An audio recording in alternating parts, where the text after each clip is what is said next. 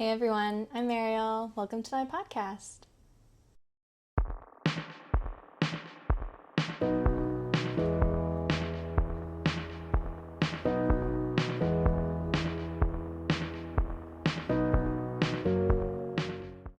Welcome to the What Mariel Made podcast. We talk all things knitting, spinning, making, sewing, and sometimes beyond.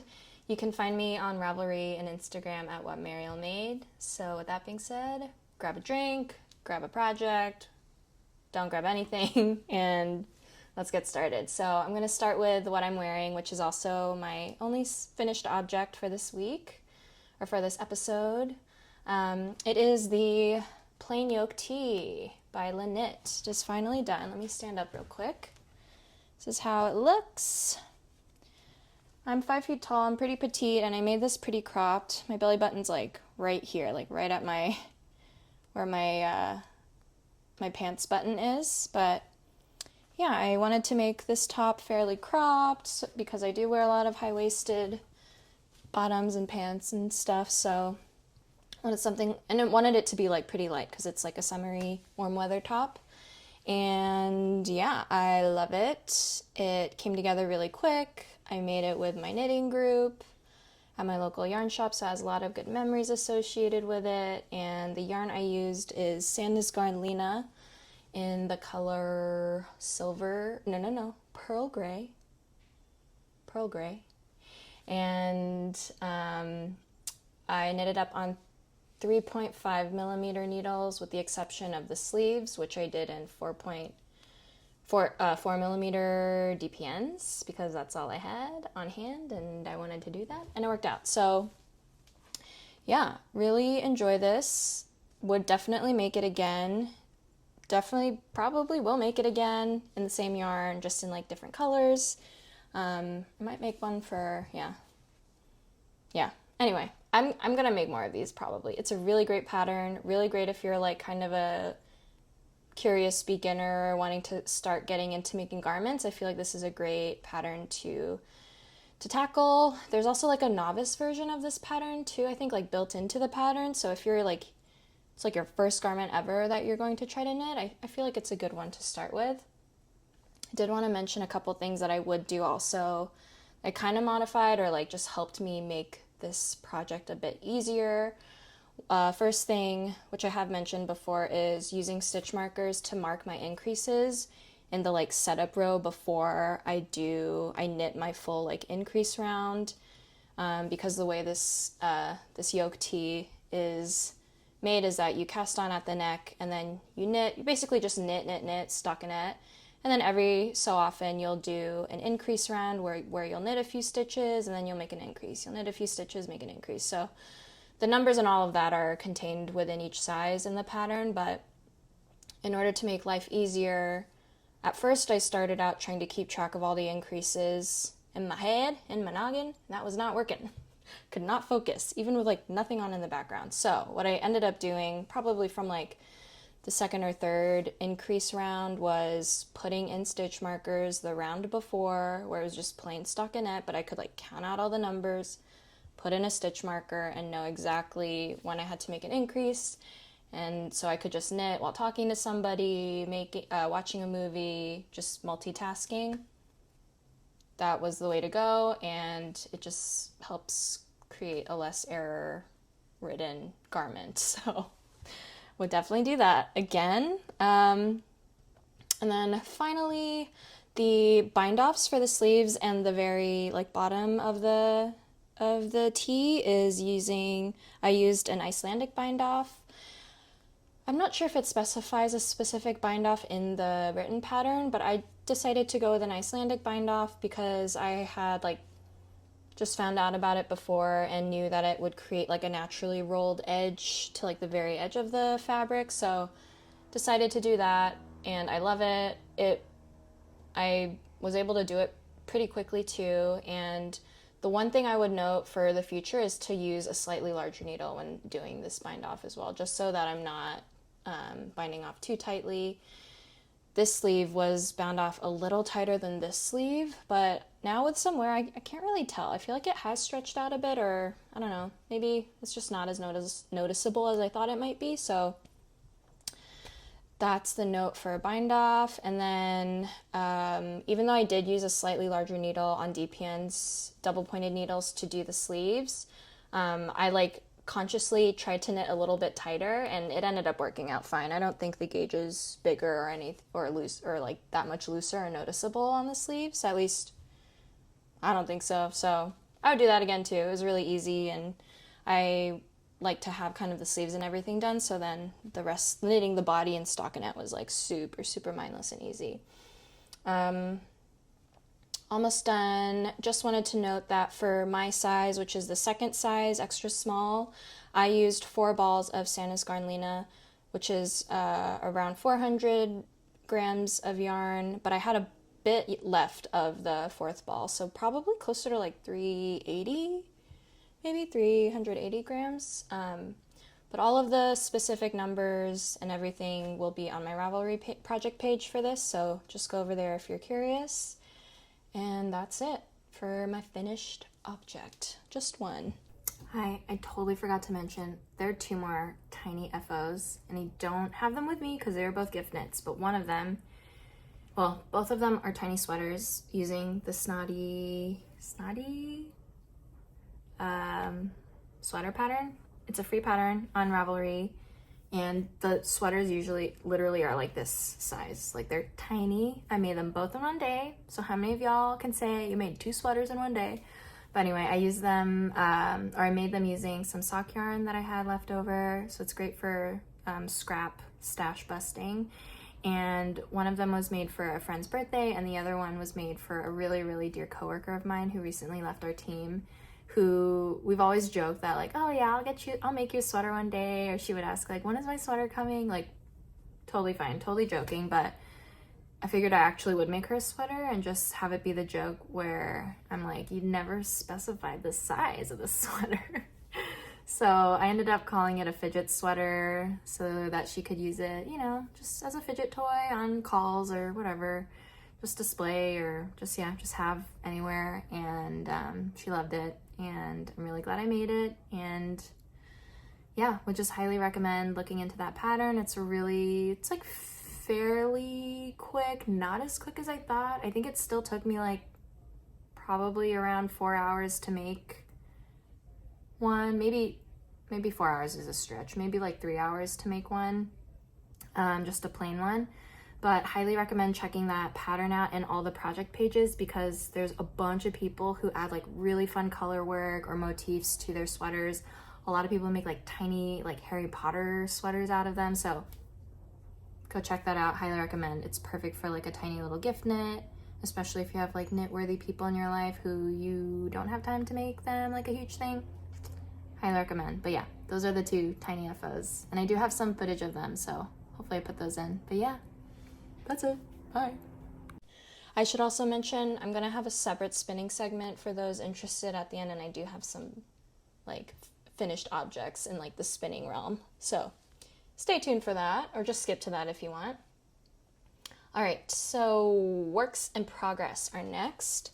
I have nothing new to show you, but I have made progress on one of them. So the first thing I haven't made progress on, it's just my matching Rowan vanilla socks. I think last week, yeah, maybe I've done like a row or 2 more on these, but yeah, I don't even think I have. Maybe I've added stitch markers, or maybe I don't know. This probably looks the exact same, but still chipping away at this. I've been having fun or focused on other projects, so this has not looked very different. This yarn though is the Rowan sock yarn, which is, I believe, still a mix of superwash wool and polyamide, and the colorway is Ocean, and it's this really beautiful vibrant blue gradient, like cobalt blue gradient.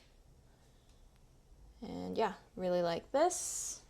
It's just, yeah, it's been living beside my bed the last few nights, and I just haven't been finding myself knitting before bed, so I should probably just like keep that somewhere else. I should keep it next to like my couch or something. My pressed flowers shawl I have made progress on, and I've made a decision. Thank you for everyone who weighed in on if I should make this shawl actually a bandana or just like a smaller shawl, because I've decided, yes, I will. In fact, I will. And so this is where we're at, and I'm pretty close to like just being done with like the sizing of it, or like the pattern repeats. So this will be the finished like straight edge, and then this bottom is gonna be, it's all wrinkled up now on the cable, but it will be the pointy end down here. And yeah, so it actually hasn't been that much of a slog to knit on. I think maybe because now I've like made up my mind that it's gonna be pretty small. I'm not gonna have to do like so many more repeats of the pattern. I did make one error. I don't even know if you could really notice, but on this flower, it's a little wonky. Like I just miscounted, forgot a couple increases. The stitch count got a little weird, but I mean, it's fine. I feel like in the grand scheme of things, it kind of catches your eye anyway, and it's not that big of a deal. So let me tell you what my plans are for finishing this baby. So I'm not going to do the border pattern, mainly because I never really was planning to, even if I had done the full length or full size shawl. I just like the simplicity of, and like the impact that this amount of spacing between the flowers in the pattern has already. So I figured like this was enough by itself. But once I'm done actually like knitting the bandana itself, right now, I have not begun it, but right now my plan is to knit a full I-cord edge to finish this bandana. Now, I don't like knitting I-cord, and I don't know that that will happen, but that is my intention.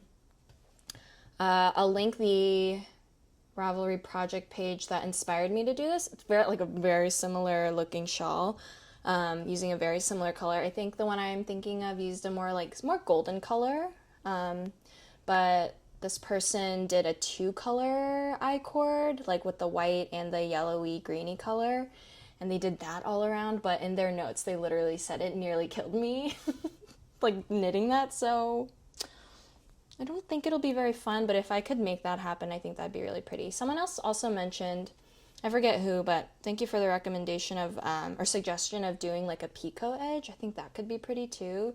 But I think I'm gonna go I-cord only because I don't know, I'm a more simple gal. And, you know, there's already so much going on with this shawl, so I feel like a simple I-cord finish would be really nice. And if the 2-color I-cord kills me, then I may just do it in a solid, the golden green color I-cord. Ooh, I should also mention, I'm using Pearl Soho linen quill for this shawl, bandana shawl. And I'm only holding it single, I'm not holding it double, so the gauge is a bit off. But I started out with 100 grams each, and I will weigh these once I'm done, so you can figure out, and I'll take the dimensions of my bandana just so you know. But yep, I still have quite a bit of this left, and yeah, it's kind of, I feel like this project would be great if you have just like a little bit of linen quill left over maybe. So yeah, that is my pressed flowers shawl. I think I would not make this necessarily again in terms of like it being a knitting back and forth right side wrong side shawl, but, and I thought I was kind of sworn off of mosaic knitting because I was like, oh, it's kind of boring after a while, and I really don't like the wrong side of the contrast color where I have to like I don't know, it was just like just getting a bit finicky. But I think I would take up another mosaic knitting project if it's something where I only have to knit on the right side. So like a cowl, or knitting something like in the round, like a top-down sweater maybe, like a raglan top-down sweater where I only have to knit in the round, or like on the right side. Like, don't have to fuss with like the wrong side. I don't know. Maybe it's not the end for me in mosaic knitting, but that's all I have to say on the pressed flowers shawl. All in all, though, I love it. I think, yeah, I love it. It's going to be really cute, and the colors are great, and thank you again, everyone, for your input last time. I feel like, yeah, we're all team bandana. It's fine. Okay, moving on to Knitty acquisitions. I have some exciting stuff. So, I signed up for my first test knit, or I applied for my first test knit, mainly because I've just been curious. I've been signing up for like test knits or test sews, like testing sewing patterns, just because like it's the summer and I kind of want to make more stuff, and I have the time and the like daylight to make more stuff. So I've been thinking about it, and I was perusing the site Yarn Pond, where I know like test knits, just, you know, it's meant for people to find test knitters or to post test knits and test crochets patterns, I think. And so I was perusing, just kind of like randomly looking, and I saw this pattern. This is the Tessikana, I think that's how you say it, Tessikana pattern by the designer Kirsten Michelle. And as soon as I saw it, I was like, oh yeah, that's I would definitely want to make that / wear it. And it made me think of, I think, a Midori Hirose sweater. I think the Paul Clay sweater, maybe. I'll put in a picture of the sweater I'm thinking, but it like was reminiscent of that. And I liked how, you know, even though it's color work, it had like a geometric aspect to it, and I immediately was just drawn to it. Even though the colors are like very bold too, but for this test knit, you can choose your own colors and your own yarn. So that is what my acquisitions are. My current plan is, and I might do a separate video on this as well, just like to document the whole process. I've not begun it yet because I'm waiting on more yarn, but I've decided for the main like color of the body on the bottom, I'm going to go with this like light heathered gray color. This is pure Gynt in the like light gray petite knit color. This is color 1021. It's like a DK weight gauge pattern, or calls for like a DK weight gauge. So that's one of the yarns.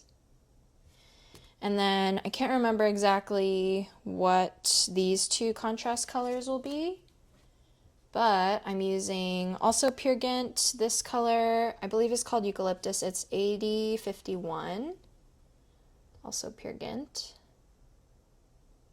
Really pretty, like dusty sage, muted sage color. For those of you who know me, like it's like basically this is like the color of my phone case. I love this color. And then I'm also using this color, or this yarn from Sandnes Garn, but it's not pure Gynt. It's Smart. It's the Smart line, which is just 100% superwash. But I love this color too. It's also heathered. It is color 6324. It's like a heathered mid-toned cornflower blue almost. I love it. But I'll put up on the screen my plans for all of the colors that I'm going to use. I had to like map it out in my brain because, yeah, I like to plan, and it's definitely an investment. I had some store credit at the yarn store, so I was like trying to be smart about how to buy this yarn. And so I ordered some other colors that weren't available at my local shop, just from like an Etsy shop. And so I'm waiting for those. So those will come in probably within the next week or so. So hopefully that's a whip soon, because I want to get started on it like stat. But yeah, super excited for my first test knit. I'm like on the Slack channel and everything, and everyone seems really nice so far, and some people have started and their sweaters are looking rad. So yeah, excited for that. And I have one acquisition, or like a grouping of acquisitions that are not knitting or spinning related, but it's sewing related. This is it. So I mentioned last time, I think, that was inspired by Melanie from Cozy Cardigans podcast, or Big Little Yarn Co., to look into doing and trying out Sashiko, like embroidery, or Sashiko, the craft of Sashiko. And I just was a brainworm, and I couldn't get it out of my brain, couldn't stop thinking about it. So I went on to Etsy and I ordered some supplies. Most of this stuff is from Etsy. Some of this, I think the needles themselves are from Amazon, but yeah, I got some needles. And then these 3 things came in a kit. I got some just like generic Sashiko thread, just all in this like white cream color. I got the little like thimble that you use. You put like on the bottom of your hand, your finger. And then I've just been wanting one of these, and it came in like a kit. So I got some really sharp thread cutters, because I've been wanting a pair of these just for, came in this little case, which is cute. I've just been wanting one of these for sewing in general, so thought that was a good investment to kind of buy in a kit. So all of this is for Sashiko crafting coming in the future. Excited for that. I also already have like water soluble markers, and I'm planning to play around with some really basic patterns, but the fabric that I'm going to use it on is actually this old pillowcase that I have from IKEA. It's like an old linen pillowcase that, if you can see, has like a tear in it. But I really love this like pale yellow color.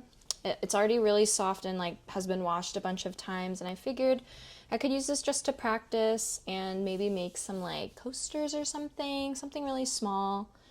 But yeah, so my plan is to kind of sew up some double-sided like tiny coasters, like just like tiny pillowcases essentially, and then try the Sashiko on there, so in some sort of pattern. So yeah, if you have ever done Sashiko, how did you like it? And do you have any tips or suggestions? Because would love to hear it. But that's my only other like acquisition, I guess, before we get into spinning, which is next. All right. If you're not interested in spinning, just skip to the next chapter or check out. Thanks for joining me. But spinning stuff, lots of fun spinning updates since last time. So my like finished spins I have right here. Last week, I should also say thank you for everyone who weighed in on the spinning direction, my spinning direction dilemma, the like S versus Z twist. Essentially what a lot of people ended up saying, which also tracks with what I was researching online, that some people were saying or had the opinion of, was that at the end of the day, doesn't really matter what you're knitting with, especially as a beginner spinner. Like, you should just do what works for you, and you'll learn, and you'll kind of get a feel for what you prefer to spin and not, and then you'll get a feel for like what you enjoy knitting and not. And most of the time you probably won't or feel like a big difference. So thank you to everyone who like reassured me and told me like, just have fun, it's not that serious, like you're good. So I went ahead and finished the 2 singles that I showed last time. And I'll show you this one first. This one was, I ended up just doing like a mini skein of the Coriadale that I had on my drop spindle last time. So this is it. It's so beautiful and squishy. Oh, I wish you could squish dish. It's so good. And the coloring is just so like naturally marled or heathered. I don't even know what you would call this, but I love the way the colors have turned out. And this fiber I got from BZB Fibers on Etsy. They are based out of Bolinas, California, which is just north of San Francisco. I'm just gonna like put this here so you can look at it. It is a 2-ply, and just based on this like little card I have that tells me like roughly wraps per inch diameter or like thickness, I believe I achieved around like a fingering weight thickness. There are some parts that are a little thick and thin, but for the most part, I feel like this was the most recent single I was able to spin, and so this was probably the most like consistent in terms of like thickness. So I got it all pretty thin, and pretty consistent. There are still some like thick areas, so but when I applied it to, like, there's some thicker, chunkier, fuzzier areas, but for the most part, yeah, that's what spin looks like. I wet finished it and everything, and I didn't realize there was a section on Ravelry where you could put your handspun projects, so I'm gonna start putting all of the stats and tracking everything there, so check that out. But yeah, that's the first guy I wanted to show you. I just love squishing it. I still have a bunch of this fiber right here, and I plan to spin it up in the opposite direction and to compare the two. But yeah, this is like my mini skein. And then this is my most exciting thing I wanted to show you, like all episode, because it's just the sheer amount of how much yarn I was able to spin and create is wonderful and makes me so excited. This is the tropical like rainbow Corriedale that I showed y'all last time. That was just sitting on like a bobbin over there. Look at it. It's definitely overplied in certain areas. Like it's very, very twisted in some parts and a little less twisted in other parts, and it's thick and thin, but oh my god, I love it. I love it so much. Also super squishy and very light, considering, you know, this is like, I think, again, all the details will be on the Ravelry page for this, but it was over 100 grams. I think this is close to like 109 grams total of yarn. And it is a 2-ply, as you can tell, and there's plenty of thicker and thinner parts to this yarn, but overall, I would still classify it as like a heavy DK worsted weight yarn. I have no idea what I'm going to make with this, but I would love to include it in some sort of garment pattern with like definitely with a more neutral colored yarn. And definitely not to toot my own horn, but when I was first putting this together, like finishing it, the colors, I think it's just the colors themselves. I was like, oh my gosh, looks like a spin cycle yarn. Like, it's just so fun. But yeah, I just want to keep squishing this and looking at it. And I love it. I love it. And I'm so proud.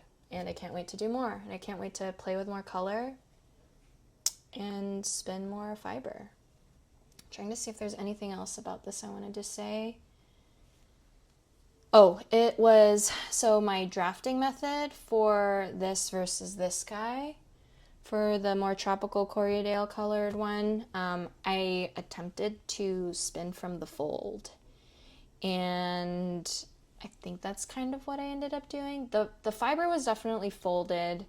My finger wasn't always like in the fold, like letting the fiber drop, but for the most part, I do feel like there's a lot more like air in this yarn.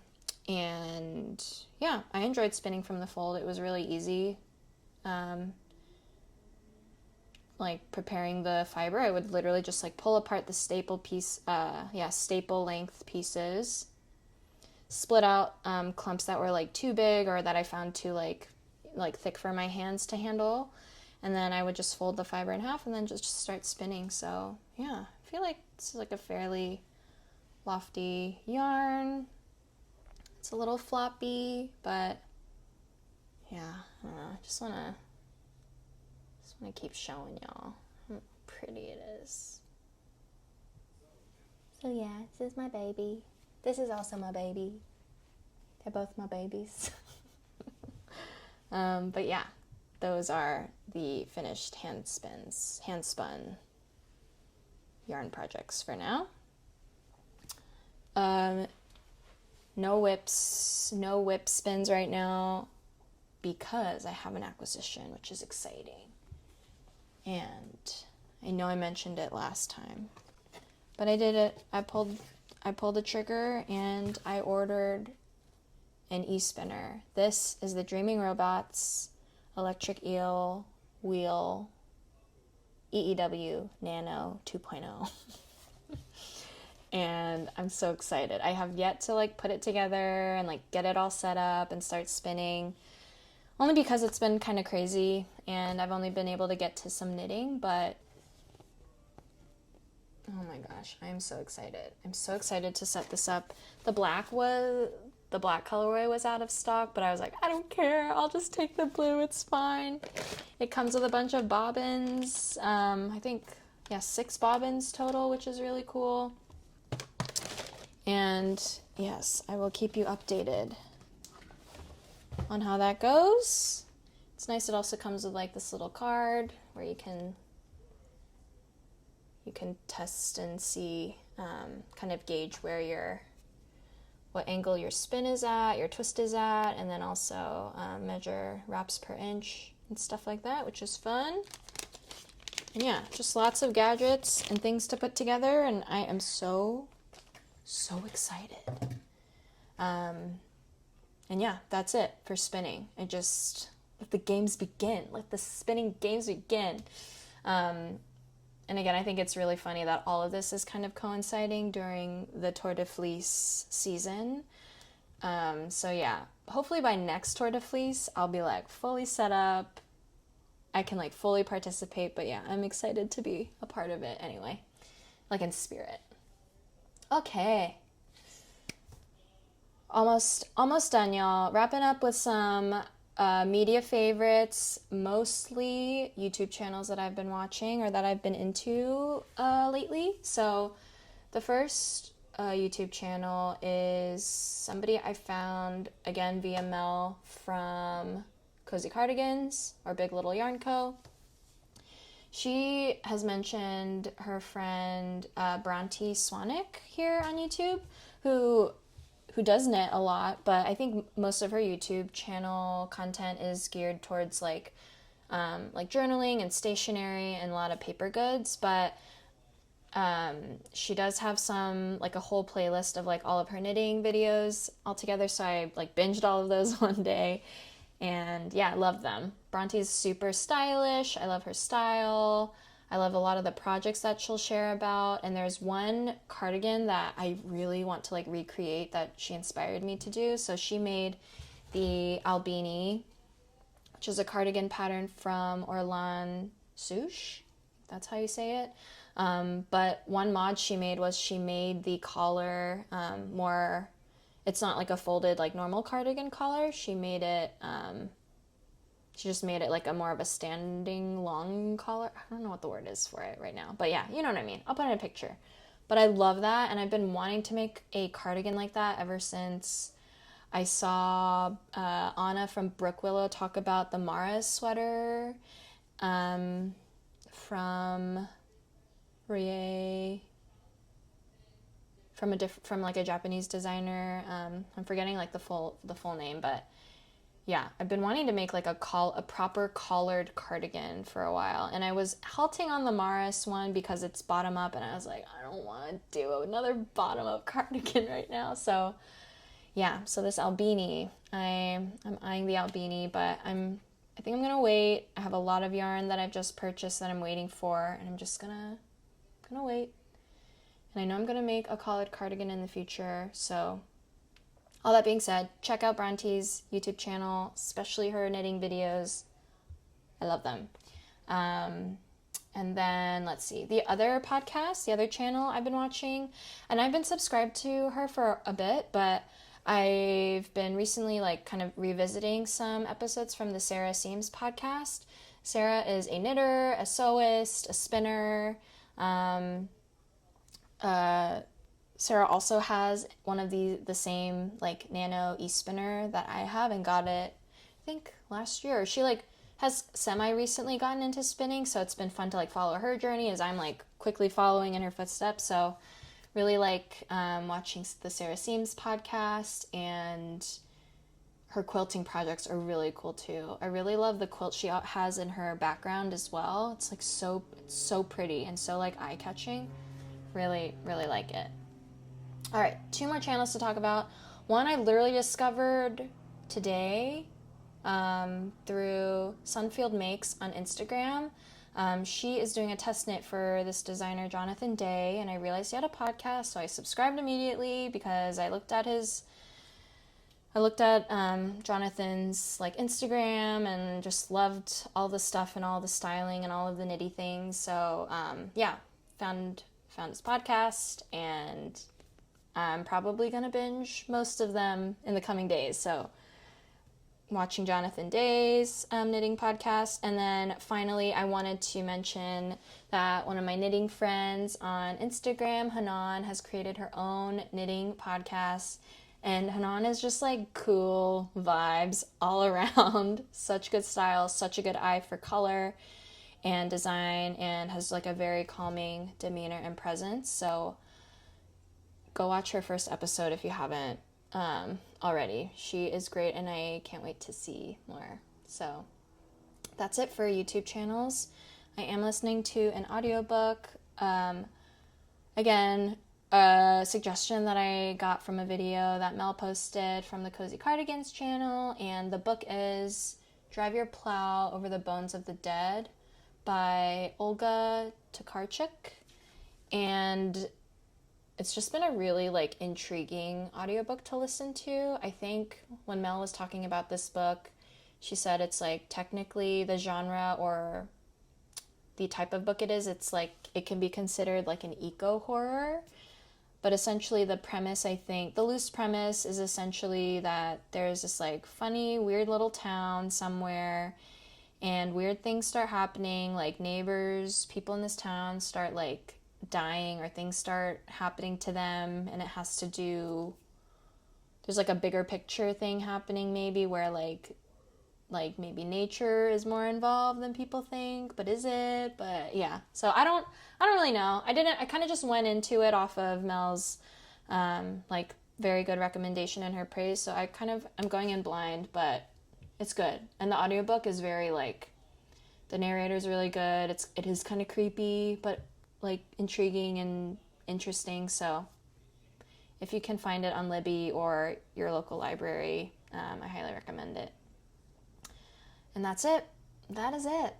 Not many life updates right now. Life feels pretty busy, just in terms of like lots of like things kind of in the like moving in my brain, things that I want to do, things that need to be done. Yeah. But there's still a lot of time to do them, and, you know, I'm just trying to enjoy these longer summer days. So, yeah, I hope you're doing well wherever you are. You have a good rest of your day, and please let me know what you're making or, yeah, what you're working on. Always am in need for more creative inspo, and, yeah, have a good one. Thanks for joining, and I will talk to you